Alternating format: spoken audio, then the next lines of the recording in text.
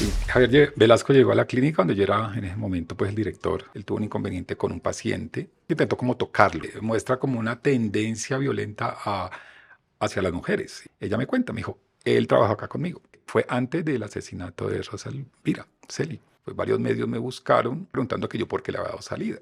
Que sí, que hay en la historia de él como abandono desde temprana edad, maltrato, no acepta los cargos y intenta buscar otra vez la inimputabilidad. Es un éxito de él, porque es un éxito de la psicopatía, de la sociopatía. Si alguien confió en él, pues no se le puede culpar porque alguien confió en él.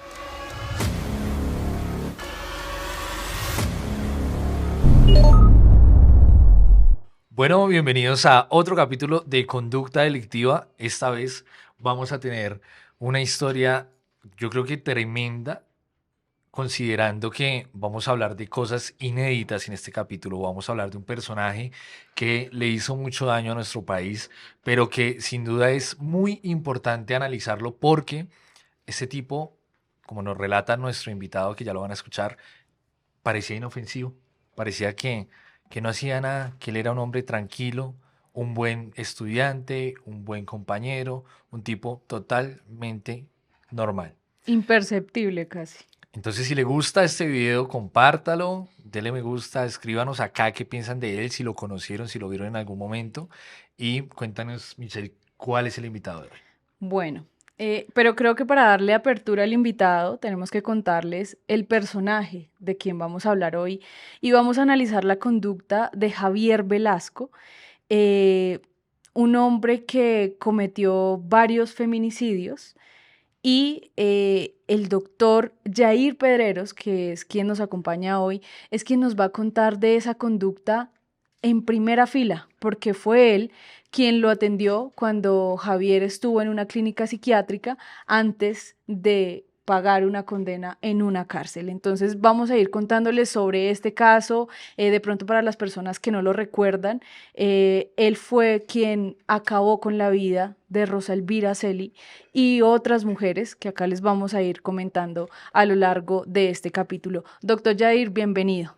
Muchas gracias por la invitación.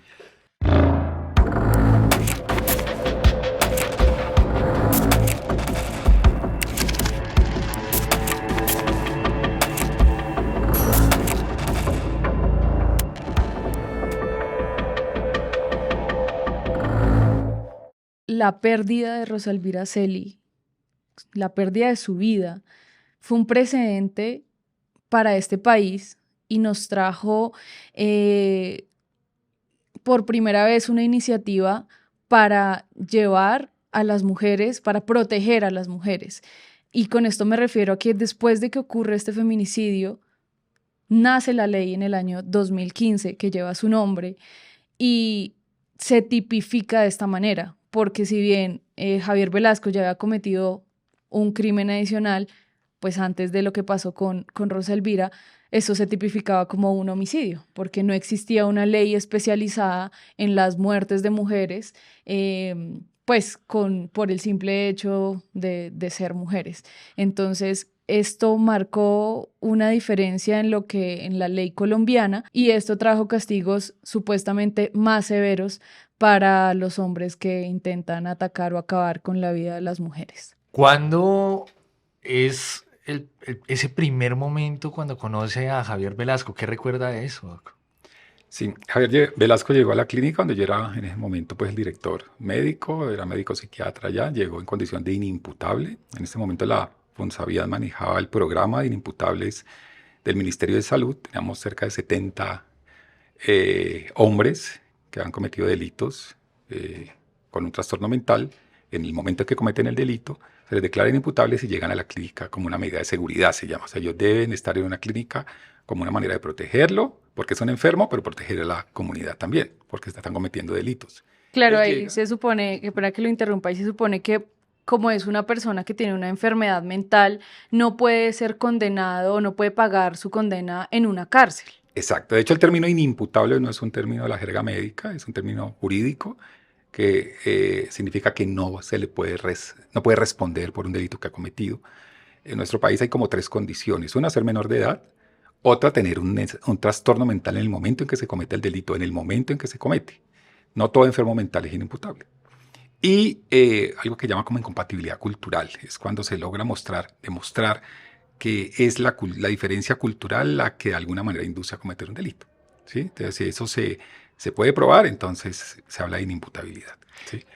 ¿Cómo le pareció cuando lo vio? Sí, ¿no? Me llamaba pues la atención, obviamente, serio, pues la talla era más alto del promedio que había en la clínica, amable, y siempre nos llamó la atención. Yo en esta entrevista no me voy a referir en ningún momento a la historia clínica. Ustedes saben, la historia clínica es un documento privado, necesitaríamos de la autorización de él, pero sí me puedo referir a la experiencia mía, pues como psiquiatra, ¿sí? Y psiquiatra trabajando pues con enfermos mentales que han cometido delitos muchos años y como persona.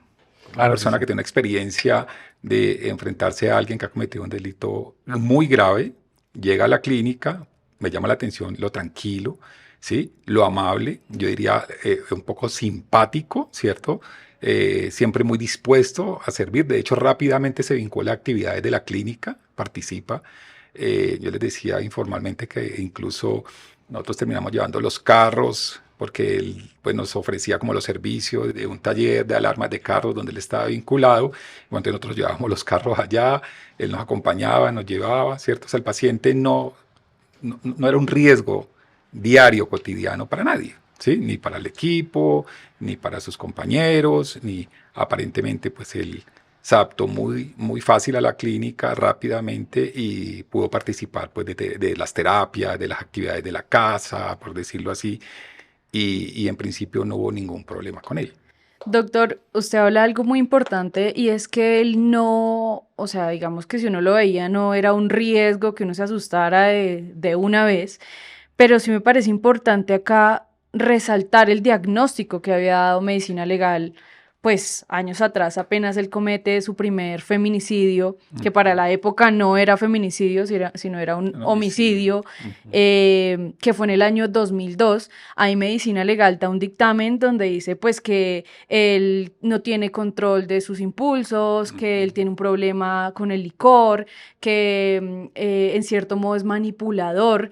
Entonces, teniendo en cuenta un poco ese diagnóstico que ya tenía medicina legal, ¿cómo era el manejo de ustedes con él dentro de la clínica, a pesar de que él se mostraba muy amable?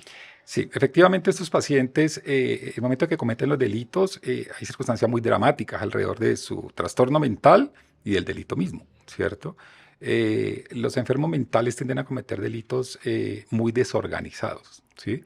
Aparentemente no son planeados, no son pues muy escrupulosos a la hora de cometer los delitos y de alguna manera eso da pautas, ¿cierto? De la posibilidad de un trastorno mental. Cuando llega a la clínica, él ya llevaba, digamos, un tiempo, sí, largo en tratamiento, por decirlo así. Y cuando llega a la clínica está mentalmente muy estable, ¿cierto? Entonces, aparentemente no significaba un riesgo, pues, inmediato para nadie. Obvio, la clínica sí tiene medidas muy estrictas de seguridad, de cuidado, de tratamiento. Todos los que están en la clínica están en tratamiento. Ahí no hay nadie como de reposo, sino bajo un tratamiento y bajo medidas muy estrictas, sobre todo de seguridad, ¿sí? Los enfermeros, aunque hay mujeres auxiliares de enfermería, jefes de enfermería, siempre pues tienen mucho cuidado de no estar a solas con los pacientes, de no enfrentarse con los pacientes, ¿sí? Entonces, él pues obviamente también estaba bajo estas medidas, pero él se adaptaba muy fácil. Yo les comentaba fuera de grabación cómo él tuvo un inconveniente con un paciente, lo que sabes que intentó como pasarse un poco de confianza con él, el paciente sacó un tablazo, en el momento las camas tenían tablas, las de ahora ya no tienen tablas, y le quebró un brazo. Pero Javier no reaccionó a eso, como uno esperaría. O sea, porque el ambiente carcelario, pues la respuesta es inmediata, con más violencia, no. Él realmente muy tranquilo, yo diría incluso temeroso. De hecho, fue llevado al hospital de Kennedy en esa época, se le enyesó su brazo, pero él siempre muy temeroso, más bien como le cogió como miedo. Y de hecho recuerdo que el paciente era más bajo de talla, era digamos un paciente como, Sí. sí, menos peligroso que Javier y él no le respondió. ¿Y quiso pasarse de qué manera? ¿De chanzas? No, creo que intentó como tocarlo, recuerdo. Eso fue hace más de 12 años, ¿sí? Intentó como tocarlo en la cama. Estaban Entonces, como durmiendo y exacto, intentó tocarlo y el exacto. otro sacó con la Sacó la tabla y tabla y le rompió el téngale. brazo. Entonces seguro por defenderse le puso el brazo y le fracturó el brazo. Pero entonces lo comento es cómo la reacción no fue violenta. Fue, yo diría, incluso como un acobardamiento, ¿cierto?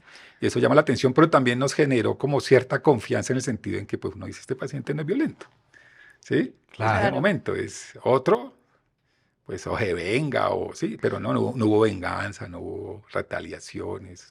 Doc, pero viéndolo desde el otro lado, pues que él haya tenido el impulso, por así decirlo, de tocar a su compañero, pues eso también lleva como a preguntarse si de pronto él tendría ese tipo de impulsos al salir a la calle con otra persona. Claro, y la historia lo mostró, ¿no? Que él no tenía mucho control sobre sus impulsos, sobre todo de tipo sexual, ¿sí? No lo podía como controlarse y creo que de alguna manera eso fue lo que desencadenó pues el crimen atroz de Rosa Elvira Celi, ¿no? Y eso también como que marca de que con las mujeres era muy violento, pero digamos que ahí ya era enfrentarse A un con un hombre. hombre y ahí no tuvo reacción. Sí, Eso indica parte de su personalidad que no, como ser humano es normal, no, tranquilo, sin o lugar a qué dudas indica ahí. muestra como una tendencia violenta hacia las mujeres y su historia criminal lo muestra. Siempre abusó de mujeres, ¿cierto? No hay una historia, por lo menos que yo conozca, de enfrentamiento con hombres, de peleas, por ejemplo, ni en la cárcel, ni en la clínica. Con nosotros mismos, la figura masculina era evidente que a él le representaba una autoridad clarísima. Y eso de pronto indica algo en su infancia, ¿tiene alguna Sí, repercusión? Ya claro. iba, sí, su ¿De Sí, historia. algo conoce de él en esos detalles, doctor? sí, no conozco detalles y si los conociera, pues no los podría dar, ¿cierto? Si están en la historia clínica, pero sí, digamos, la psicología y la psiquiatría en eso ha profundizado. Y es claro, estas conductas misóginas frecuentemente están relacionadas con una figura femenina, por ejemplo, de abandono en la infancia por parte de la mamá o de maltrato. Ambas son formas de maltrato, ya sea el abandono o el maltrato físico, psicológico, ¿cierto? Y posteriores, incluso abusos, ¿no? Experiencias muy negativas, pues, de tipo sexual.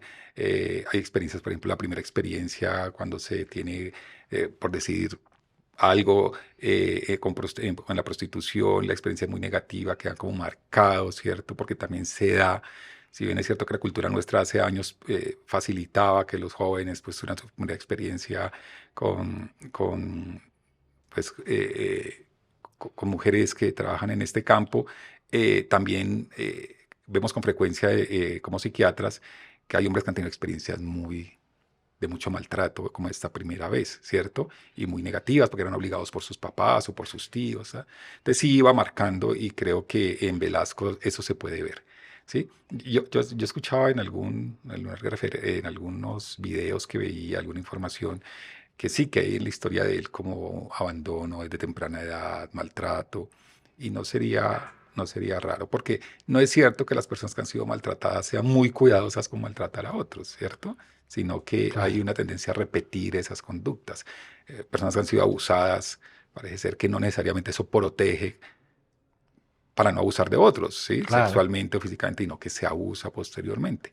Puede ser el caso de Javier Velasco, claro. Tenemos conocimiento que en el año 2008 Javier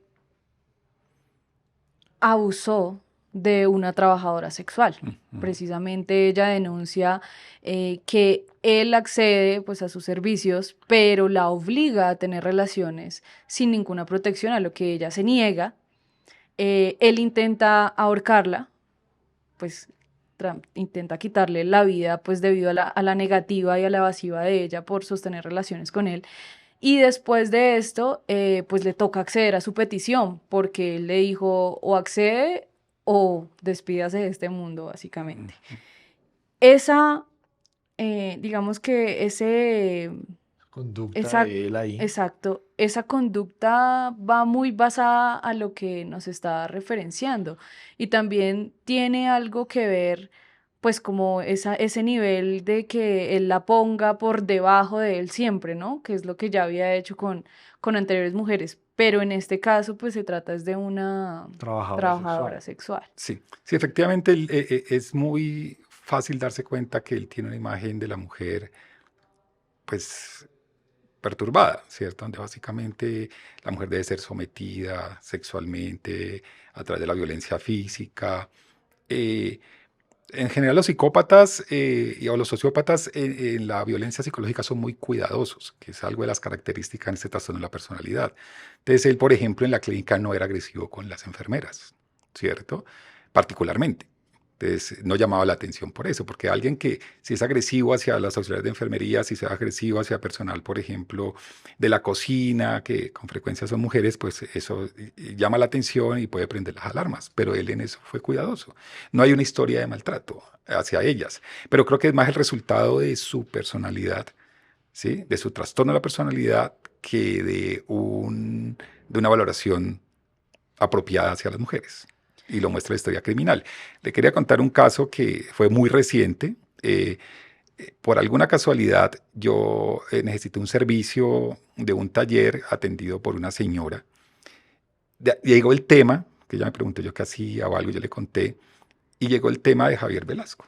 Se lo puedo contar con tranquilidad porque fue muy reciente, estoy hablando hace 2 o 3 meses, y la señora me escuchó, yo le conté la historia, pues más o menos como yo la conozco y de otros pacientes que tengo con casos muy parecidos como el que usted está comentando, de van a usar los servicios de una trabajadora sexual e intentan matarla porque no hacen lo que ellos quieren. Tenemos pacientes con la misma historia, ¿sí? Y la señora entonces me escucha y al final de la conversación, cuando yo termino de hablar, ella me cuenta, me dijo, él trabajó acá conmigo, ¿sí? Y yo, O ¿cómo sea, ella le así? escuchó su Sí, me historia y escuchó cuando la usted historia, finalizó de contar, exacto. dijo, pues yo lo conozco. Yo lo conozco. Yo, ¿cómo así? Yo pensé que el único que lo conocía era yo, más o menos, ¿sí? O Claro. quien mejor lo conocía. Me dijo, no, yo lo conozco porque efectivamente yo fui al taller allá donde usted dice y alguien de ahí me dijo, ¿por qué no me le da trabajo? Que es que está sin trabajo. Recién había salido de Funsabian, yo haciendo cuentas, ¿sí? O sea, recién había terminado De el cumplir su tratamiento, medida de seguridad, se llama, ¿sí? la Sí, medida de seguridad en que, el centro que psiquiátrico. consiste en estar internada en un centro psiquiátrico. Y salió de allí y adquirió trabajo con esta señora Con con esta la que usted señora, habló. exacto. Entonces le empezó un lunes, ella me dice, llegaba tarde, la verdad estuvo una semana y no hizo nada. Entonces yo el sábado le dije, ay, me da pena, pero no lo necesito, por favor no vuelva. Ah, mi señora, no hay problema, pues listo, y se fue. Pero en las horas de la tarde llegó a timbrar al taller y yo estaba ahí. Entonces sí me llamó la atención. Usted me llamó por el nombre, doña tal, es que traigo esta botellita de whisky para que nos la tomemos, yo estoy muy agradecido con su merced, haberme dado trabajo. Le dijo, pero raro que esté agradecido porque lo acabo de sacar, Lo no acabo hizo de echar nada, ahí. sí. Claro. Y yo le dije, entonces yo le dije que yo no tomaba whisky, que no quería, pues estaba ocupada. Y él insistió y siguió timbrando y tal, yo cerré, al ratico volví y timbró, que nos tomamos esta botellita y yo me voy, sí. Y finalmente yo no, pues accedí. La verdad, sin saber la historia del señor, ¿sí? Solo, pues me llamó la atención. Y sí pensé que alguien que yo acababa de despedir, pues estuviera tan agradecido como para tomarse una botella de whisky conmigo. Entonces ahí, pues ella como que sacó, o sacamos conjuntamente conclusiones de qué podía haber pasado con alguien con esa personalidad y más ella mujer. Si fuera tal vez un dueño hombre, probablemente no hubiera ido con una botella de whisky a agradecerle que lo hubiera despedido. Claro, pero Sí. ella se lo contó de pronto con miedo, Con con mucho miedo, asombro. con mucho terror. De hecho, estaba su hija ya adulta también y decía, mamá, pero ¿cómo así? Yo no sabía esa historia, tú nunca me has contado. Sí, ahí contó la historia y lo tiene muy claro, ¿no? Que fue antes del asesinato de Rosa Elvira Celi. Sí, recordemos que en el año 2002, este tipo, Javier Velasco, en una zona, él era mecánico, bueno, trabajaba mucho con la industria automotriz y aquí en Bogotá hay una parte muy famosa que es el 7 de agosto, es un barrio donde está como toda esta industria y usted consigue todos los repuestos y él trabajaba ahí, creo que con un hermano y en el año 2002 comienza pues esa historia de terror y esos comportamientos antinaturales, digámoslo así, muy psicopáticos, y es cuando acaba con la vida de una joven eh, que pues por, digamos que no decimos el nombre de ella por respeto pues a su familia, y se conocen, la lleva a este taller como una bodega y según él, tienen una discusión y él le da un golpe y ve que no reacciona y allí es cuando prácticamente la agrede con un puñal y él lo que coge es el cuerpo de ella, lo mete como en unas bolsas y va y lo deja en la esquina como Como si fuera una bolsa de basura. como si fuera una bolsa de basura, va y la deja en una esquina y para la policía eso lo encuentra creo que un habitante de calle y la policía fue muy fácil seguir el rastro de sangre que iba dejando esa bolsa y allí encuentran pues que Javier estaba ahí sin moverse, estaba ahí tranquilo, siguió su rutina normal. Entonces creo que de ahí ya se empieza a develar un poco, doctor, lo que es este tipo, ¿no? Que de años después comete yo creo que el feminicidio más atroz en la historia de Colombia y que termina modificando también la ley colombiana. Incluso en la indagatoria que rinde Velasco ante la fiscalía por este caso, por este primer feminicidio, él alude que estaba acostado con el cuerpo de ella y que tuvo que dormirse porque no era capaz de mirarla, aun cuando ella ya estaba sin vida. Ese también es un hecho que él relata como si fuese un comportamiento que se pudiera tener de una manera pues muy normal. ¿Cómo era ese tipo dentro del centro? ¿Cómo fue la relación de ustedes dos? ¿Qué recuerda de eso, doctor? Sí, no, ¿Cómo yo lo recuerdo que bien, hablaban? ¿Qué porque le después contaban? del crimen tan atroz que cometió, pues varios medios me buscaron, sobre todo preguntando que yo por qué le había dado salida.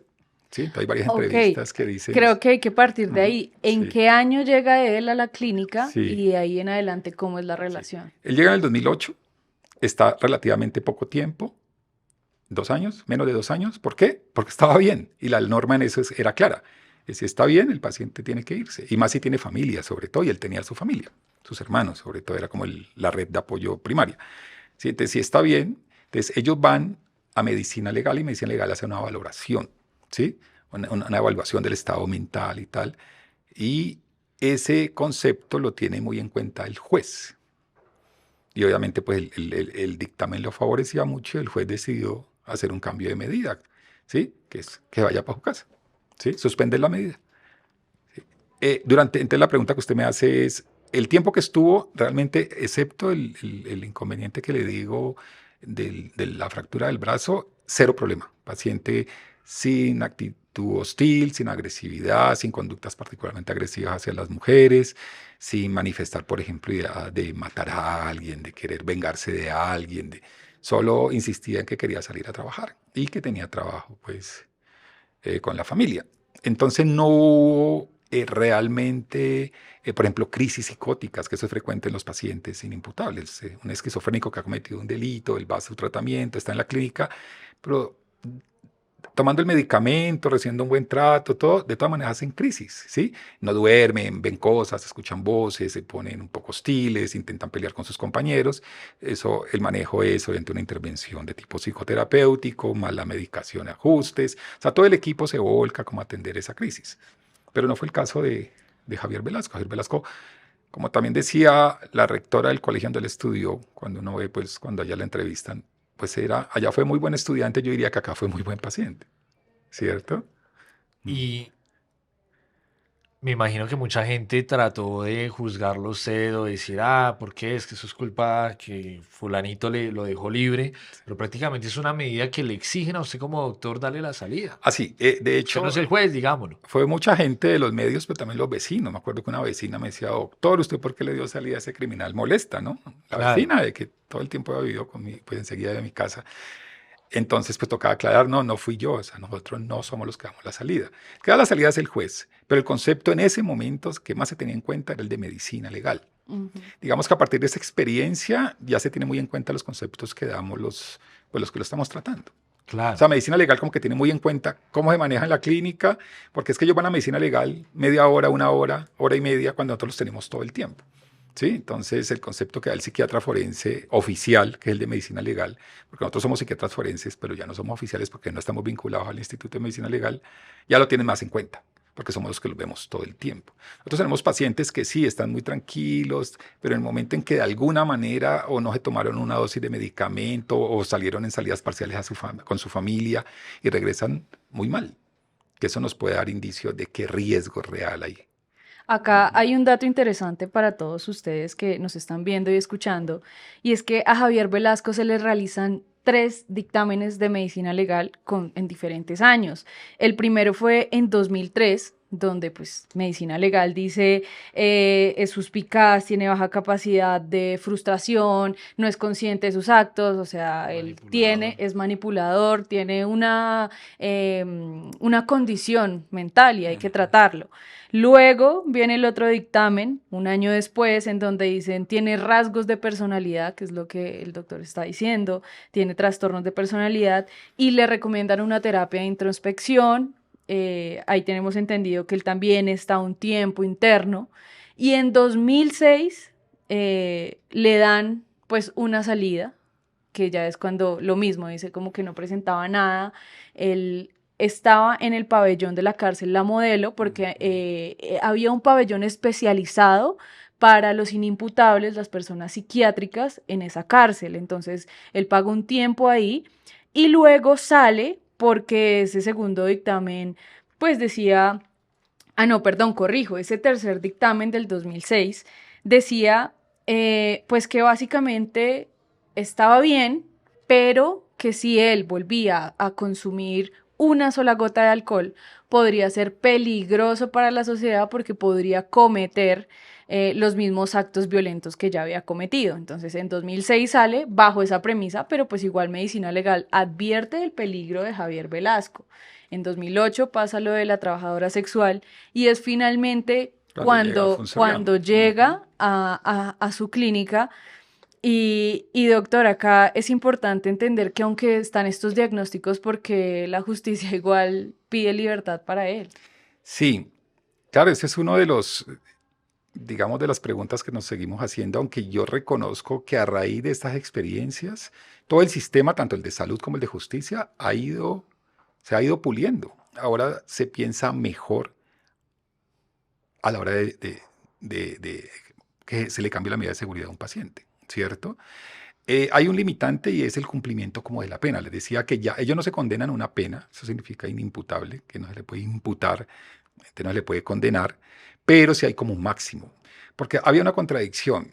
Como antes el código era claro en que no había un máximo, sino que hasta el paciente se mejorara, pero hay enfermedades o se curara, pero hay enfermedades que no se curan. Entonces, yo tuve un caso, Pastrana, yo lo recibí, ya estaba bastante señor, como de 80 años, murió rápidamente, pero llevaba como 30, estuve en el anexo psiquiátrico como 35 años de la Modelo, cuando existían los anexos en la Picota, en la Modelo, y creo que se ha robado una gallina, ¿sí? En el campo, hace 1960 por allá, pero tuvo que pagar esa gallina 40 años, hasta que se murió. ¿Sí? Porque la ley no decía, no tenía un tope, decía hasta que se mejore o se cure, pero él siempre estuvo muy enfermo, muy psicótico, después hizo una demencia, o sea, siempre estuvo, digamos, como con un diagnóstico poco favorable, entonces pues se quedó y realmente murió en la clínica, ¿cierto? Después de estar muchos años. Entonces, para evitar eso, para que uno de estos delitos que a veces son pequeños se volviera una cadena perpetua, se puso el tope.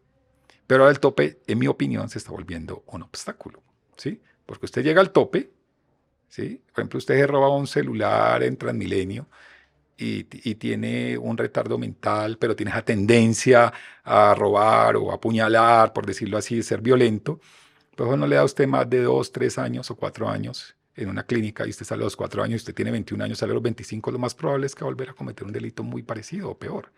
Pero tiene que irse, lo que usted dice. Llega la orden puede llegar hoy y hay que darle salida mañana. Ujú.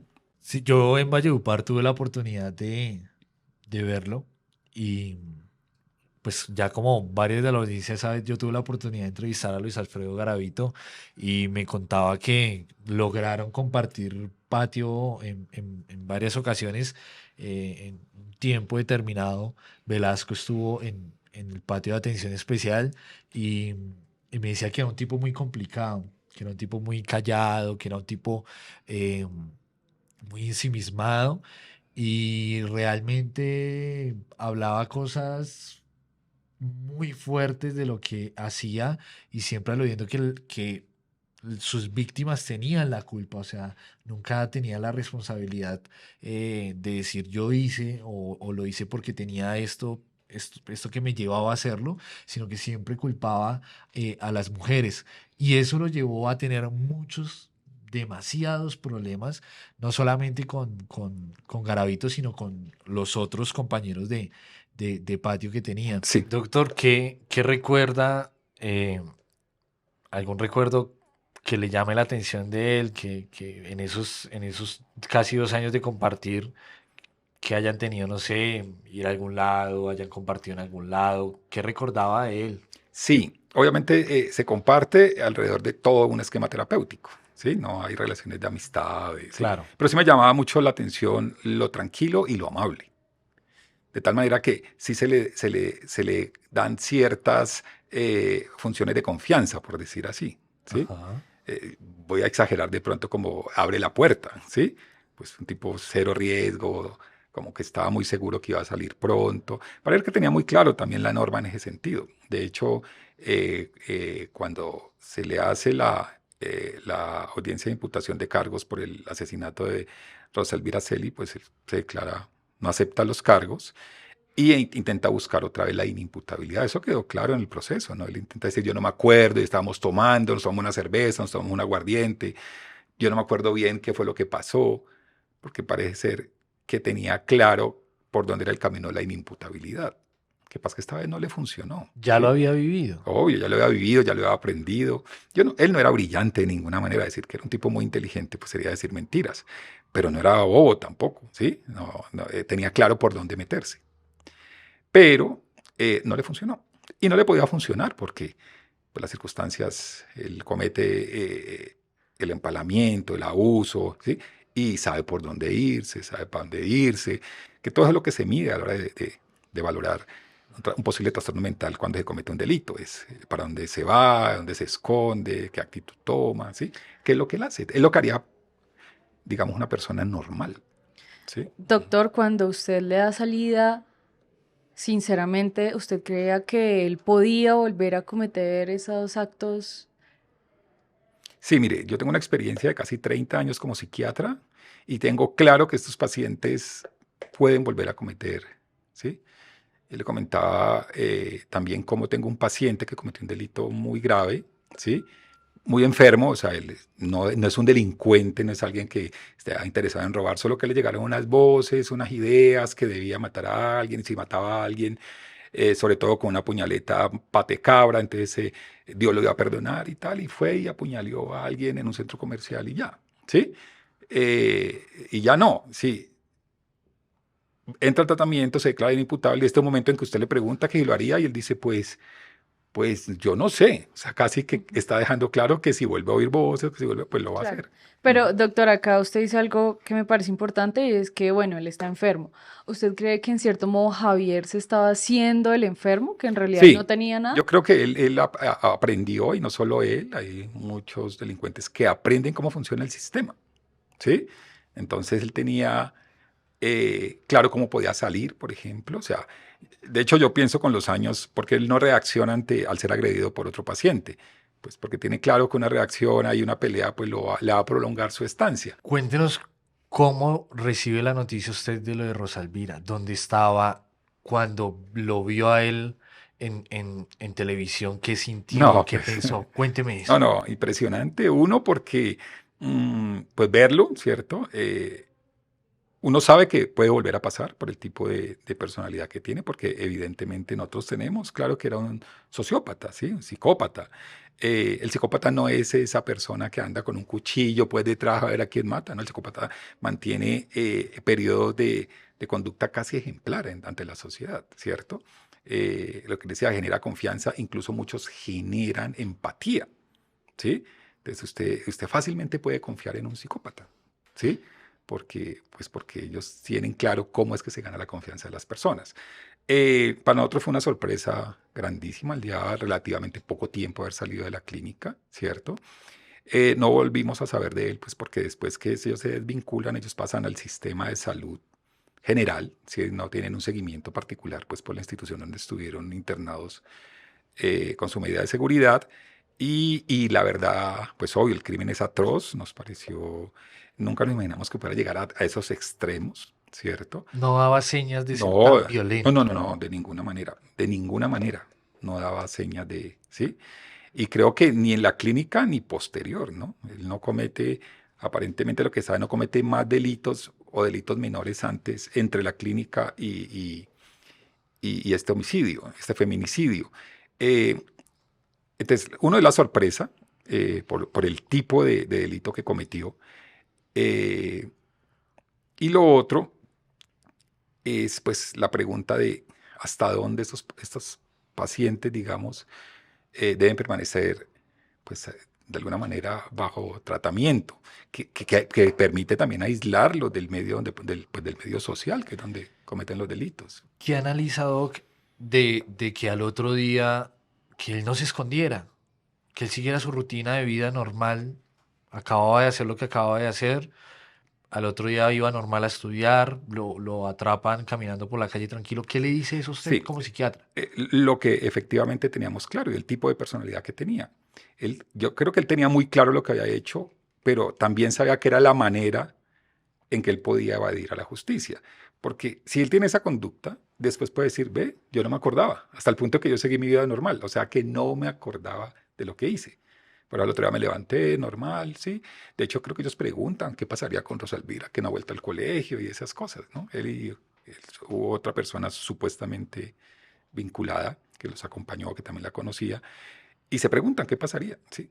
Entonces, claro, yo creo que hace muchos años, 30, 40 años atrás, pues la investigación se hubiera orientado un poco hacia allá y ve, él no sabía porque al otro día hizo como si nada. Pero no, hemos aprendido, ¿sí? Hemos aprendido. Y ahí podemos decir, claro, era parte como de su plan.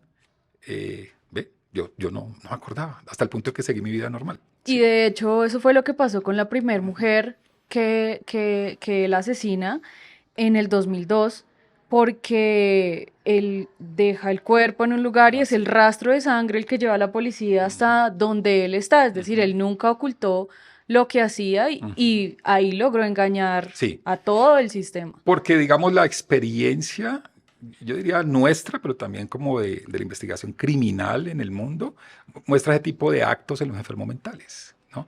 Por ejemplo, yo conozco muchos casos de cerca, obviamente fui funcionario de medicina legal como psiquiatra forense y pues después he seguido trabajando en el tema forense. Un esquizofrénico puede matar a alguien, digamos, romperle la cabeza y se queda sentado ahí. Como si nada hubiera pasado. O matar al papá o matar a la mamá y se quedan ahí. O sea, ni siquiera lloran o no, se quedan ahí hasta que alguien los encuentra. ¿Sí? Entonces, digamos, como esas circunstancias tan particulares en los delitos que cometen los enfermos mentales, pues permite argumentar más el posible trastorno. Y para mí es claro con los años que Javier Velasco tiene claro eso. Lo que pasa es que esta vez no le funcionó. De Javier Velasco también se conoce, o después de lo que sucedió en 2012, se conoció que había una denuncia porque él había abusado sexualmente de sus hijastras, que eran dos menores de edad, entre los 5 y 12 años.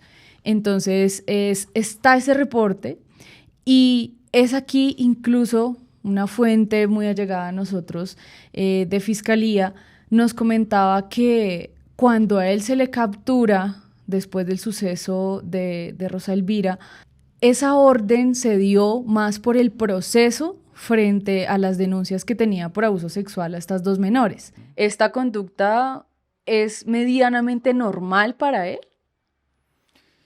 Sí, digamos para él sí, ¿sí? En la medida en que él siente que él tiene poder sobre las mujeres, ¿sí? Y obviamente sobre mujeres vulnerables, ¿cierto? Como él le decía, él, de alguna manera las mujeres que en la clínica representaban una figura de autoridad, él no se mete con ellas, para nada. Ni siquiera como un coqueteo o alguna intención como de seducirlas, no, de respeto. Y para mí es claro que estas personalidades obviamente se caracterizan exactamente por ser abusivas. Abusivas es esa relación de poder, en este caso particularmente con las mujeres y ante con mujeres pues, vulnerables, ¿sí? para finalizar, porque ya me lo estoy, Ya hizo tarde. sí, me lo dejo el vuelo, Doc. Una reflexión pequeña del caso Javier Velasco. ¿Qué nos puede enseñar esto o qué ejemplo nos puede dar como sociedad de toda esta situación? Sí, yo creo que la reflexión, por suerte, ha progresado como reflexión, pero también como acción.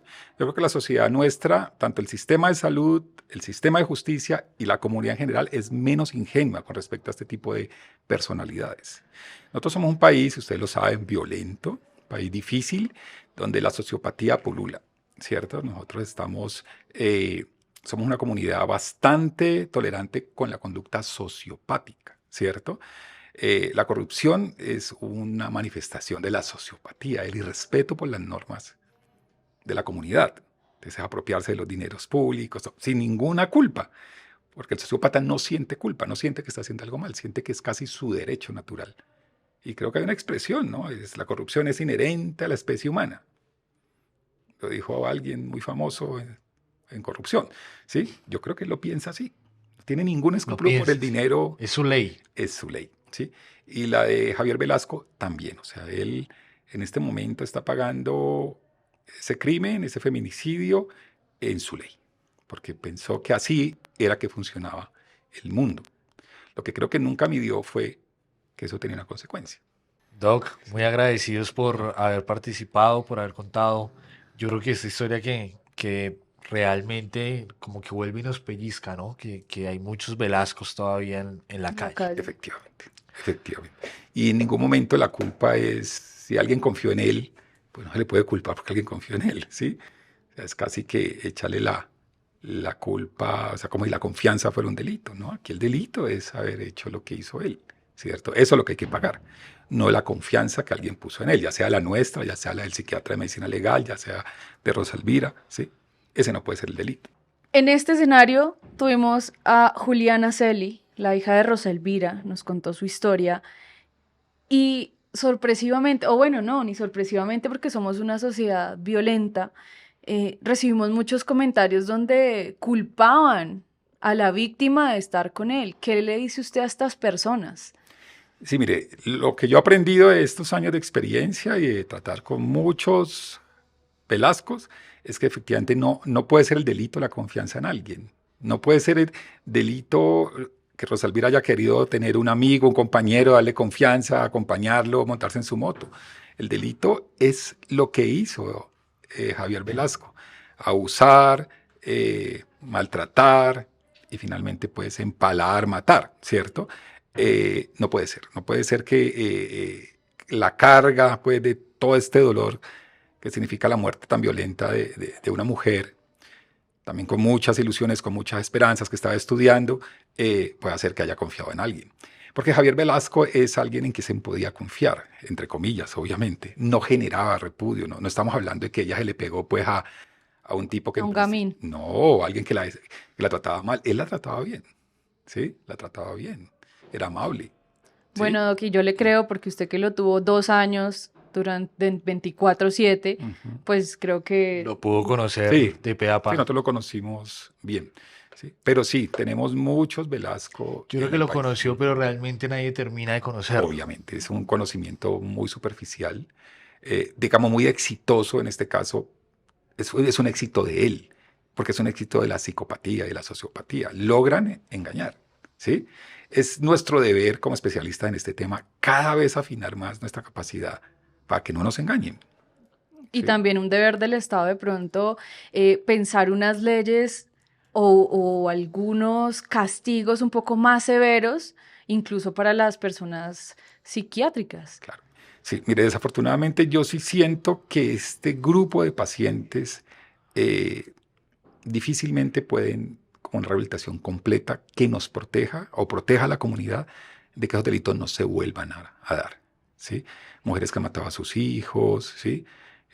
Pues, abusadores sexuales, homicidas, ¿sí? Que digamos dentro de una enfermedad mental cometen esos delitos, pues eso puede volver a pasar. Y es el deber del Estado garantizar que siempre estén en tratamiento, porque el tratamiento protege.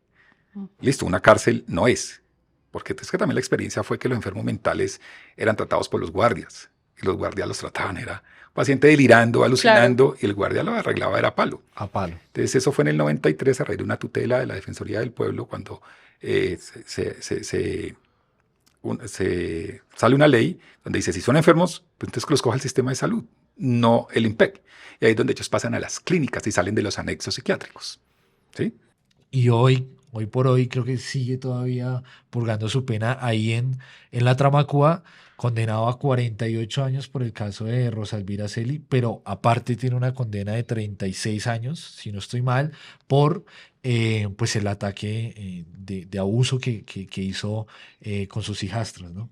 Y acá es muy importante aclarar que en Colombia las penas no se suman. Exacto. Es decir, aunque son delitos diferentes, él está pagando los 48 años y el resto parece que no existiera. No es como de pronto en Estados Unidos, que hay gente que tiene 2 o 3 cadenas perpetuas. Acá no, el sistema penal no funciona de esa manera. Sí, se le juzga es por la condena más alta. Eso es lo que considera la ley y pues se supone que Javier Velasco tendrá que pagar estos 48 años sin derecho pues a ningún beneficio. ningún beneficio.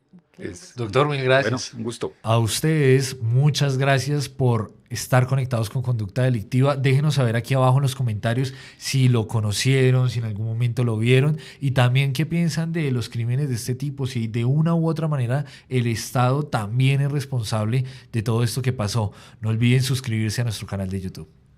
También los invitamos a compartir todo nuestro contenido, a seguirnos en redes sociales y queremos contarles que ya estamos en todas las plataformas de audio. Allí también pueden encontrar cada uno de los capítulos de Conducta Delictiva.